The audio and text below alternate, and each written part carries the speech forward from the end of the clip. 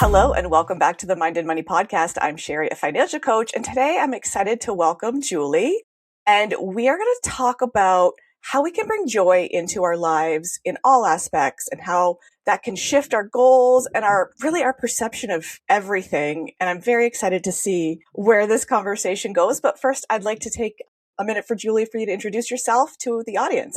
Thanks, Sherry. So I'm Julie Barker. I'm a licensed clinical social worker, and I live in the mountains of North Carolina near Asheville. I love being outside, doing stuff with my husband and my two cats who bring lots of joy into my life. So that feels kind of appropriate as we move into this whole section on joy. Yeah. Like I said, excited to hear where this conversation goes, but kind of what was the first thing that brought you more focused on looking for joy? Is there something specific that happened, or kind of how did that come to you? I'm just laughing. That's such a good question. And I'm wondering, as you asked that, if you remembered when this came up, but it was honestly in November. I had planned to do a podcast, a personal talk I work a lot with moral injury. That's like my big project that I do. And so I do personal talks around my moral injury sustained in Iraq. So I was going to do a podcast on that, a personal talk on that, a CE that I developed for clinicians on that, and somehow launch this group for clinicians to work on their moral injury in 1 month. And that was insane. And luckily, I kind of backed off from that. But then even the things that I was able to do, I just was getting more and more stressed out. I was having illness. I was having these massive headaches. And in all this process, something finally clicked on, even though I was doing this work that I loved, that the mental model, the mental mindset was one of what I have termed mission first. That was not sustainable. That was not aligned with my values. And so from there, developed this what I call Joy First protocol that we're going to talk about today. Yes. Yeah. And there's so much noise on social media these days. And it's been like that for as long as I've been on social media, promoting the hustle culture and the do this. And we have to, and as entrepreneurs, especially as entrepreneurs with ADHD, we tend to then want to do all of the things. Oh, this person's doing this and they're getting success. This person's doing this. I should do this. I should do this. And we keep adding to our plates. And that is a recipe for disaster in so many ways. So tell us a little bit about what your Joy First mission means. What is the broader idea and things that are within it, and how is it impacting you personally? Sure.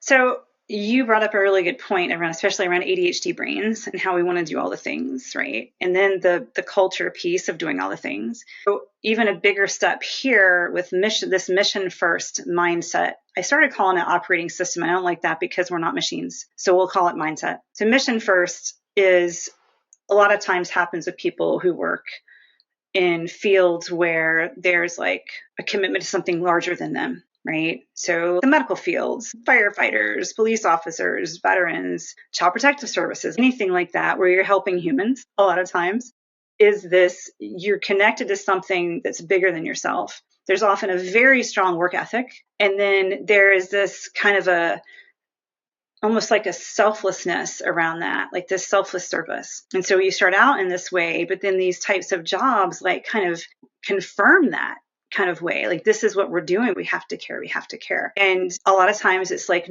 even morally tethered, right? Like, this is such an important thing to care for another human, to do this. So it really gets embedded in there. And then if you're always focused on the other, of like, I have to do this for these people, then when you hear the word self-care, the word self, like the resistance is so deeply internal to that. Like, how could I do that if my whole thing is taking care of others? Doesn't work. So then let's throw the ADHD piece in, right? I think that a lot of times the ADHD folks were also always trying to make up for a sense of lack. Yes. So we're always trying to make up for this, always. So continually pushing, right? Continually pushing, trying to make up for something that we never should have to freaking make up for, but is in there. So there's that. And then there's just this obligation piece that can come in from families. And that's what we talked about in that burnout episode before, was this, voices, right? Whose voice is telling me to do this? A lot of times it's family, it's culture. So there's obligation of I have to do these things. And so anytime the word self-care or whatever comes up in there, we're resistant to it. But what's really problematic, and this is where burnout comes in, is that we might actually do the self-care things, right? We might go get the massage. We might go on the vacation or buy the thing or take the time. But if underneath we're just doing it because this way I can do more for other people, then it doesn't work. And that's what leads to burnout. And eventually what leads to suicide in people who work in higher stress jobs. And so much of that, I should practice self-care.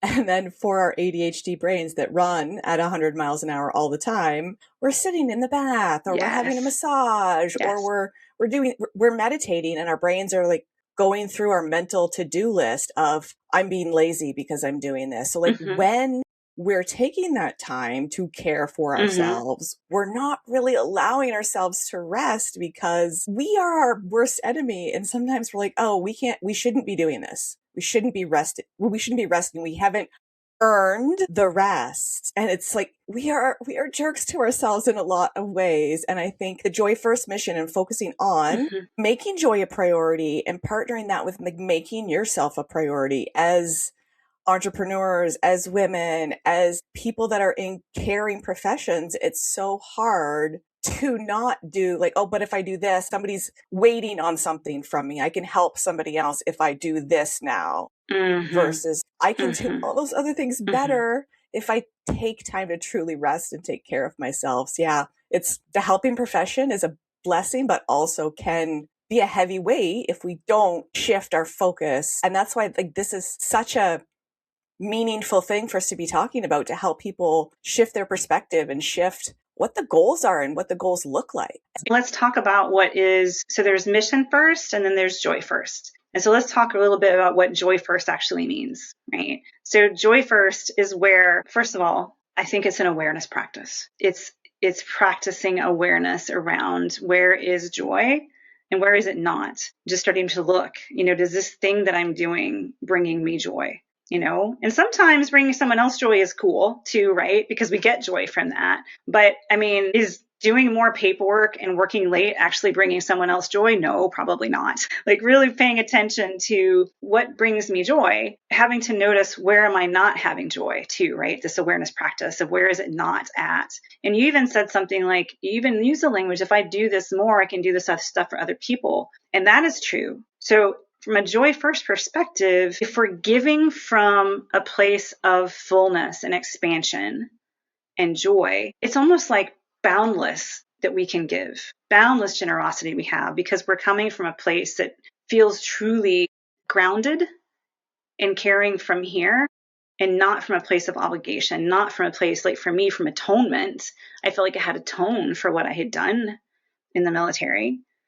A place of obligation, a place of all of that, that's not sustainable. And so if we can shift to joy, then we can actually give more. But the whole point is, first, to break all this other stuff down is like, just because I effing deserve as a human to experience joy, it's the most beautiful expression of being alive there is.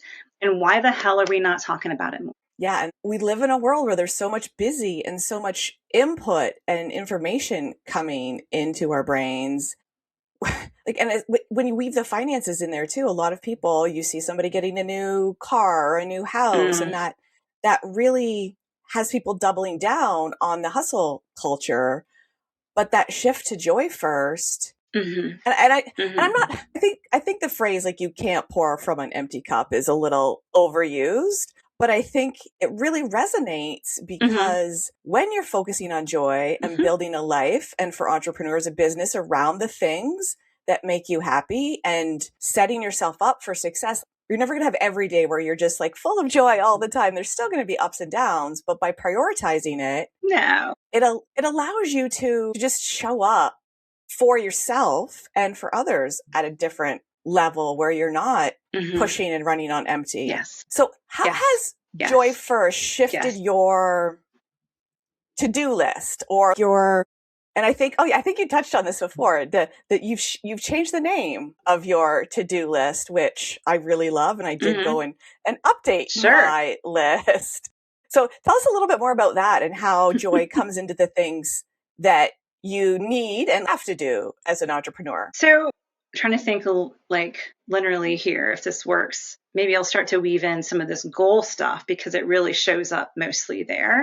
But Yeah, for of course. example, so instead of calling it a task list or a to-do list, I call it an action list, or specifically for me and what we're going to talk about, I call it a sacred action list. Like the main things that I want to get done, they're actually sacred actions. And the difference in the language there is like, look at the energy. The energy from I got to get this done, which for ADHD brains especially is like a task is something that has to be completed, which is very difficult because when you have to complete something, sometimes like you think I'm going to have to take 5 hours to complete this, as opposed to I could just work on it for 5 minutes or 10 minutes today, right? So having an action list is very different. And then that the sacred actions will kind of tie back more into like how I even design my plan and where that's coming from. And so everything is coming from this lens of what supports my joy, right? What supports my action to joy. You've asked shifts that I noticed. Some have been something as big as like completely changing the boundaries that I set for family when they visited for Christmas. That shifted my entire family holiday experience. And it was profound. And everything that I did during that week was very focused on what is going to bring me joy or not, what is best for me. And I think some of this is like listening a lot more to our bodies and what our bodies need. Like, what do we really need in here? And I might have to give up time with this one person. But overall, if that's better for me, then that's what it is, right? It's like shifting from obligation. And a lot of people will say, well, that's just good boundaries and that's just whatever. And yeah, maybe. But if you've been in a mission first mindset for a very long time, and I'm a clinician, I know boundaries, I know all these things. But if my brain is focused on selfless service and atoning, then it was really hard to implement those. There was always this conflict until I started really focusing every day on that. Again, it comes down to the obligations, but I think one of the things that comes up too that popped into my mind when you were talking is trusting in yourself. And I think especially as late diagnosed woman with ADHD, that trusting in yourself is really hard because we've had so many things as inputs into our lives, whether from others or from our own asshole brains telling us we're not good enough, we haven't done the things, we didn't do this right, we forgot to do this, and just beating ourselves up.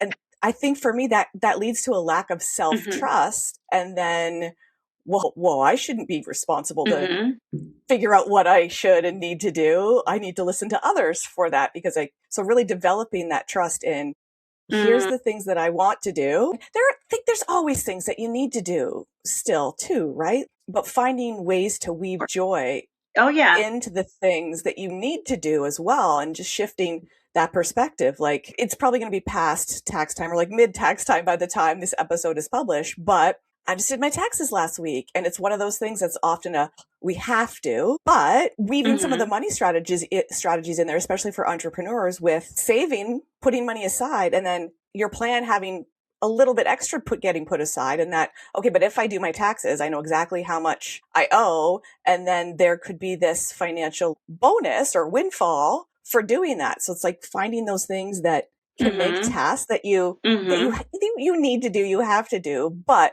shifting them just a little bit can really change how you feel about doing that task, which can reduce some of the friction to getting it started and, of course, complete it. Yes. And that is a great lead in to this next piece, because there's something that happened for me around my North Star goal. And I realized the language that I put in there was super helpful. So if you don't mind, I'll move to that. We can always come back around to joy. Can you start off by sharing, like, what is a North Star goal? So a North Star goal is basically the goal for the year. And we get to it through a series of steps. So I'm going to back out a little bit further here. One of the systems that I use is derived from this thing called the 12-week year that an organization I get coached by took and tweaked for their own, and then I've taken it and tweaked it for ADHD folks, including myself. So, but what's beautiful about just the structure of it is we start out with like larger vision. And so the vision work I do is like 25-year, 10-year, 5-year, and then the 1-year North Star goal. But the vision work is on like 8 parameters, right? 8 areas, like your relationship, your vocation, your creativity, your mental health, your finances, your connections, rejuvenation, like all the things. We get really, really, really clear on what I want stuff to look like here, and then 10 years, and then now. So you're getting a more whole person, like the whole piece. We're not just doing finances. We're not just doing work. So when you create your North Star goal, there's going to be multiple elements from these larger goals wrapped up in there, right, for the year. So it's very targeted. And the other cool thing about it is that there's always like, we call them constraints that are woven in there. So I might want to do X, Y, Z by the end of the year while still doing these other things, right? So they don't drop off my focus. So I'm going to give you an older North Star goal before I understand joy first, and then tell you what was wrong with it.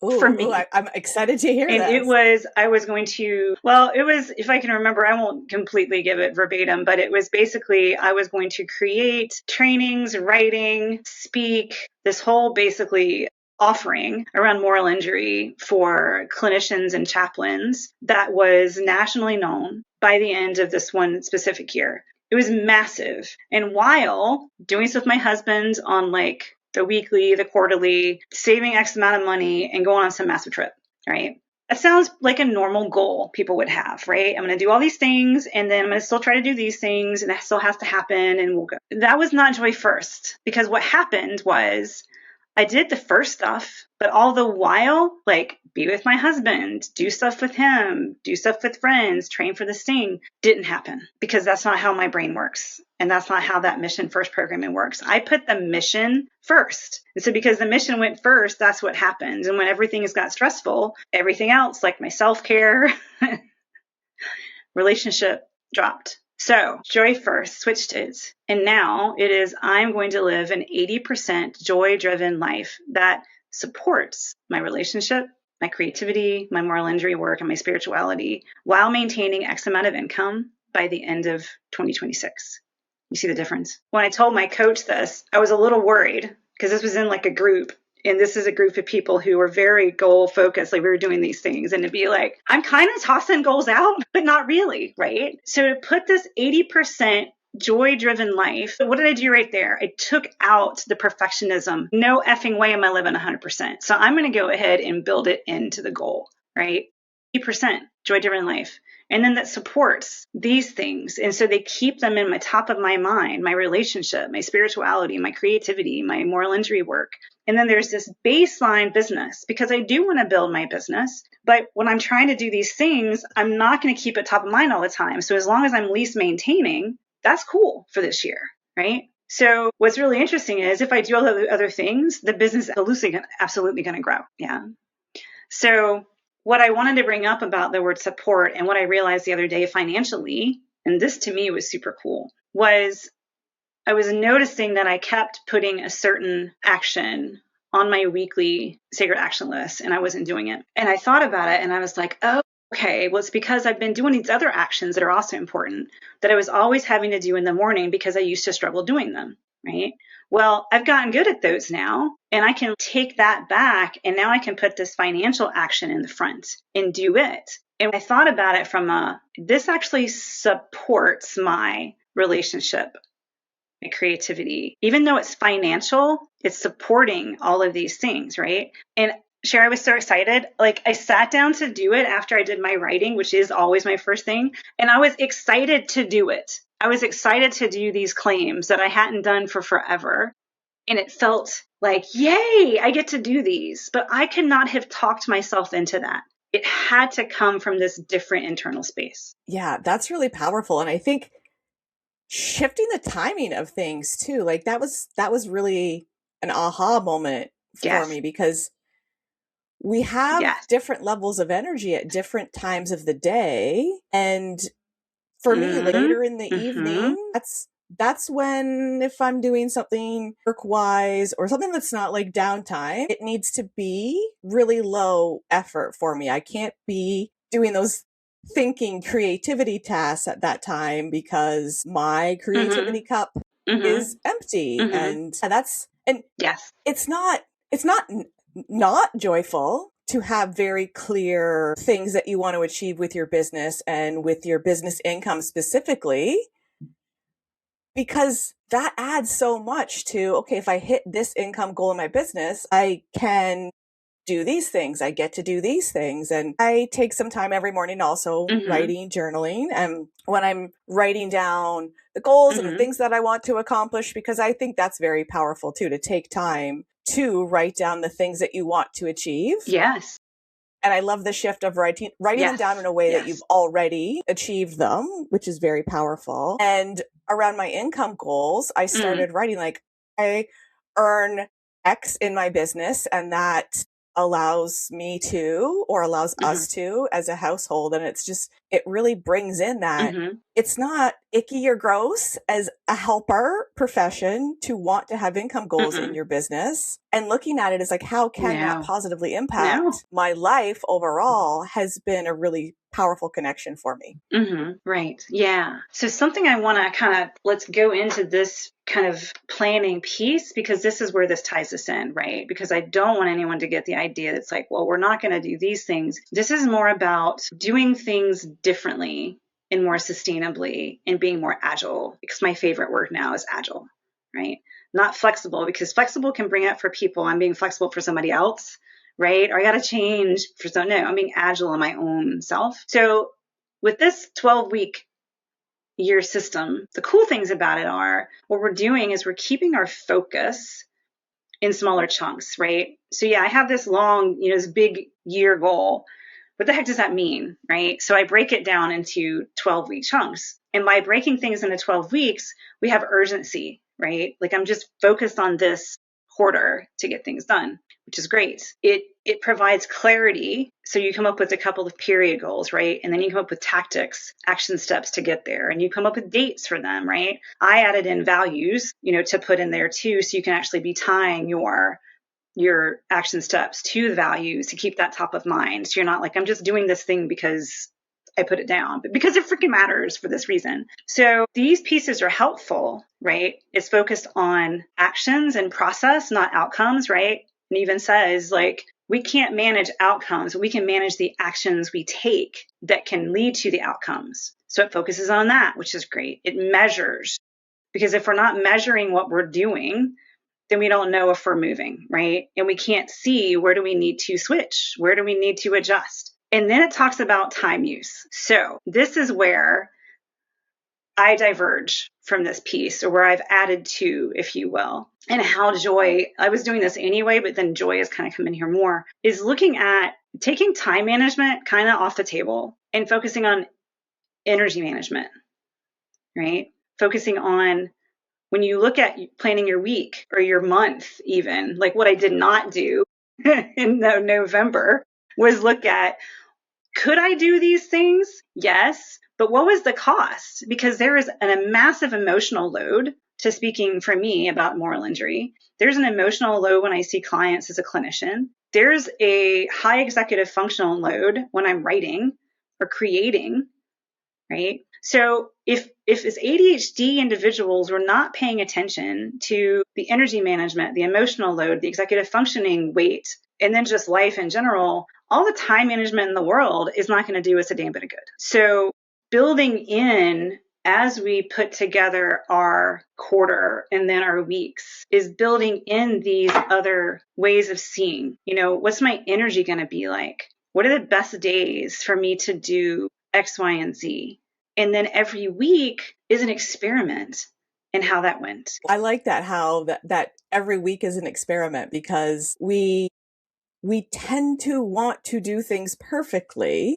And I love how your focus is like that 80% joy, because we tend to have those all or nothing mindsets. And I love that 80% versus perfection that you're talking about, like that 80% joy, because we tend to want to do things perfectly and put pressure on ourselves to not do anything at less than 100%, which is not realistic or achievable. And I think that really helps to shift the focus and shift some of the barriers that allow us to do things that have a significant impact. And you touched on this earlier too, that focus on the actions that we can do that impact our goals, because that perfection also tends to come in when we're looking at our results. And there is so much in life that is not within our control, and shifting the focus to what actions are most likely to get me to my goals, and what results do I want them to have, but like just doing the things that you are taking action on and tracking the actions. And yes, we need to track things like our income goals as well, but putting less pressure on them and more focus on, am I taking actions that are aligned with the things that I want to do, and really weaving in that goal piece into it as well. And you talked before about time versus energy, which I love, because there's, again, so much social pressure on tracking time, but tracking that energy and that the less than perfect goals, I think, allows us to come at it with more energy on a regular basis. Yeah. You know, what's funny is like this whole thing has been a process of like understanding like how deeply ingrained this time management, mission first, obligation mindset is. So like, even though I made this North Star goal of, okay, 80%, right? And then even in my quarter goal, I put 80% of these certain things. I still caught when I did my weekly sacred action things, there's certain things on there like, I want to write an hour a day. I want to do all these things. On my card, there was no 80% built in. So it took me a few weeks to be like, oh, I'm actually still saying I'm going to write an hour a day. And in order for me to check that off as done, I have to have done it every day. And so I had to change the language to my goal here is 80% of writing an hour every day, which would look like 5 days a week instead of 7. So I started kind of bringing in this thing of soft versus hard targets, right? Like my hard target is the 5, but if I do 7, that's freaking great. The example here is that it is so deeply ingrained, and this is why this is an awareness practice. And by practice, I mean, it's consistently, there's no one and done. I have to keep looking and seeing and finding, where is this built in? It's like, you know, having a little magnifying glass, trying to find out where the last little bits of whatever were left. And oh, it's still here. How do we shift that? And it's no judgment. It's just like, okay, I need to shift that too, right? And just like keep moving the needle forward. And that's super amazing. I wanted to go back to something you said earlier around how a lot of times we can want to do all the things. It's the ADHD brain is just like, one, it's fun, right? So it might feel not joyful to be like, what do you mean I can't do all the things? And if we think more about what is sustainable and how do we really want to show up for ourselves long term and for our families, then there is this sense of, I still have to dial it back some. And that's been hard for me because I love doing what I do. And I have to be like, it's okay. It's okay if I only do X amount of things this month, because all these things that I've said will be here are so important to me. I really want to be able to show up for them. It can all be there, right? So it really is about being more fluid and more agile about how we do stuff. Yeah, I like the agile part because I think the visual that gives me is just really impactful too. And the agile versus flexible, you're right. Flexible is like, what can I do to bend myself to other people? And the agile is like, how can I creatively do the things that I want to do? Something that pops up in my brain about agile too is like, how can I do something that has a big impact in a way that's less of my energy? Yeah, absolutely. This is why I like the energy blocks versus the time blocks, and just the shifting. If I can just do this for, this energy time, actually have rested more. What's been interesting is as I've gone through this process and I'm listening more to my body, I'm noticing it actually wants to take a nap. My mission first brain was like, you can't take naps. But what I'm noticing is if I take the 20-minute nap, and I'm grateful that I have the chance to do that, but I then somehow have more energy. Imagine that to do the stuff I need to do. So it still works, but the trust, it takes time to build this in. And I know we wanted to talk a little bit about just like, okay, what is it? Joy? Like, what is that? What is that? How do we even nourish that? How do we bring it in? How do we start? And, one way to start is I actually came up with these joy prompts that I sent to some clients because people are like, I don't know if I actually know what joy is, right? And so prompts can be like, how do you know if you've actually experienced joy? When's the last time you remember experiencing it? What does it feel like? Is it exuberant? Is it bubbly and fizzy in your body? Is it like a full belly laugh or just a sense of quiet joy? If you think of joy as an action verb, what actions would you take? And what would it look like to protect your joy? I love that. And yeah, joy can look very differently for different people. And it can look very differently for each individual based on the time of day, the time in your life, what you're doing. Like joy can be you're spending time with someone you care about or a group of friends and you've got a big belly laugh and you're laughing so much your eyes are watering. Or it can also be really quiet too. It can be you're sitting with a coffee and you're reading a book or just like taking some quiet time. Like joy really has a really wide spectrum of what that looks like. And I always love how do you picture something in your mind? A recent example was I saw a couple talking about how they pictured the months of the year if they were visualizing it, and they both had wildly different examples. And I think this can be true for joy too. Is like, how do you picture joy? And what does that look like or feel like? And that's something that's probably going to be so different for everybody because our brains are so amazing. And that calendar example was like, it's a calendar. How can it look so visually different for two people? And you just start to get little peeks into people's heads. And I love those conversations. We are so glad you've been here. And I want to leave one parting question is, what is the biggest impact that you've seen in your life or in your business or both that shifting from mission first to joy first has had? Wow. I like trying to think of the most succinct way to say something like that because it actually is so big. I think I feel like my life is more sustainable. And I've also realized that I've always been very joyful, but because of my programming, this mission first, because of moral injury, every time it would bubble up, it would get smacked back down because it wasn't okay. And so I feel like I actually live more authentically and more genuinely. I've been able to create space internally, which then helps me create space externally. And there's just like this ease that's shown up in my life by living this way. It's not easy. I want to be clear. It's a very radical shift. But if there was one thing I wanted to leave like this conversation with, it's that just honoring the fact that right now things are very, very hard. And people might be like, how can I have joy in the midst of everything? And I would say it is vital that we try to have joy right now. That's what sustains us. That's what helps us through this. And so wherever we can tap into that, that's what gives us hope. And that's what can keep us and help us continue to show up in the ways that are important to us. It gives me more energy to continue doing the work that I want to do and being there in my life. Yeah. Yeah. And I'm glad you brought that in because it's really important to address when somebody might be listening to this shortly after it's published and thinking, how the fuck can I have joy in a world that is doing everything it can to suck the joy out of me?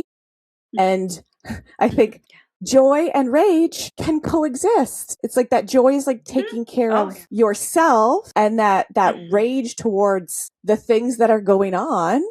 And then again, doing what you can do to change the things that you believe strongly in and want to change, because you can't flip a switch and change some of these giant things that are wrong with the world today, but you can have a small impact, and multiple small impacts are the way that we get change. And also it's like, you can't do that without taking care of yourself.